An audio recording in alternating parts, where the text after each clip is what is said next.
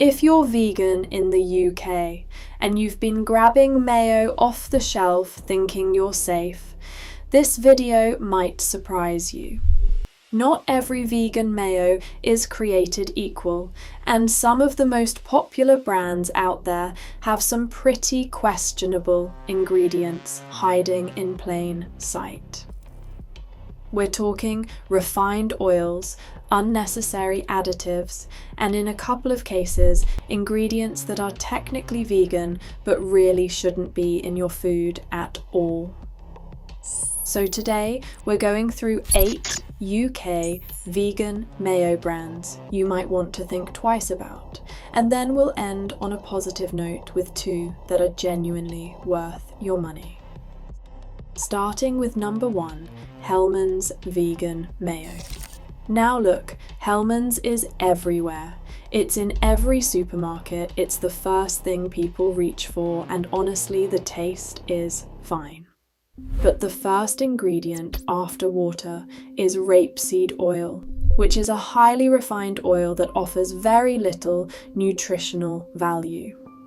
It also contains modified starch and a preservative called calcium disodium EDTA, which is used to maintain flavour but has been flagged in some studies for potentially affecting mineral absorption in the body.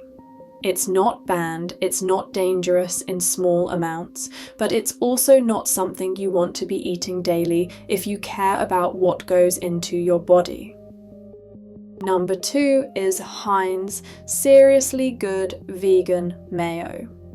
Same story with the rapeseed oil base, but Heinz also adds spirit vinegar and a fairly long list of stabilisers.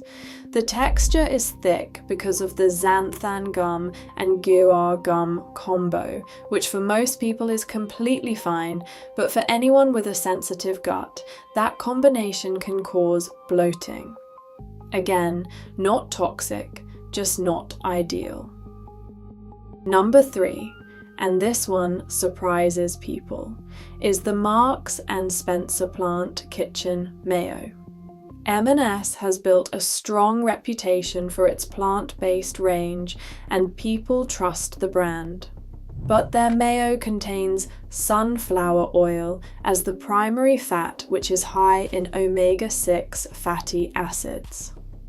When consumed in excess, omega-6 can promote inflammation in the body, particularly when it's not balanced with omega-3. 1 jar of mayo isn't going to hurt you, but if you're using it liberally a few times a week, it does add up. Number 4 is Aldi's Earth-Grown Vegan Mayo. Budget-friendly, yes. But this one contains sugar fairly high up in the ingredients list, which is unusual for a savoury condiment. It's not a huge amount, but it's worth noting, especially if you're watching your sugar intake or buying this for kids regularly. Number 5 is Morrison's Free From Vegan Mayo. Now this one markets itself quite heavily in the free from aisle, which gives people a sense of it being a health product. It isn't. The ingredient list is long. It contains multiple E numbers, including E415 and E412, which are xanthan and guar gum again, and it also uses modified maize starch as a thickener. None of these are harmful individually, but a product that presents itself as a cleaner choice should probably have a cleaner label. Number 6 is Tesco Plant Chef Mayo.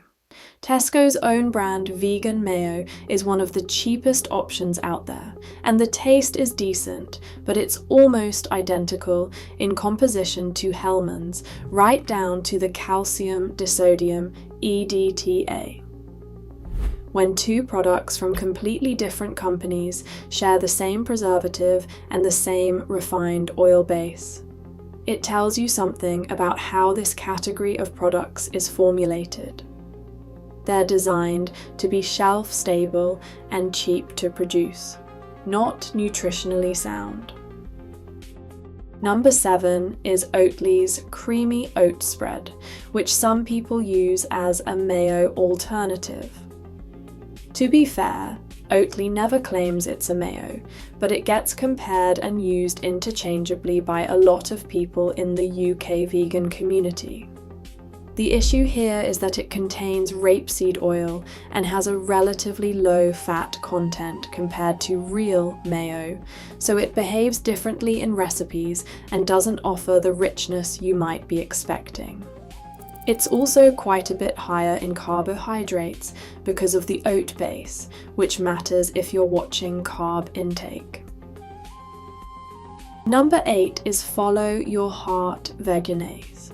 This one actually has a strong following in the vegan community, and it does use a slightly more natural approach than some of the others.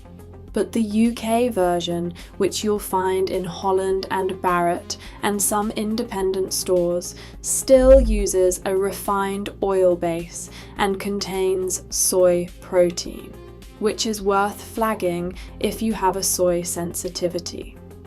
Some batches have also had inconsistent texture, which is a quality control issue that's been noted in quite a few UK customer reviews. Now, the two that are actually worth buying. The first is Naturally Vegan Mayo, which is a Danish brand available in some UK health stores and online. It uses a shorter ingredient list, cold-pressed rapeseed oil rather than refined, and no EDTA preservatives.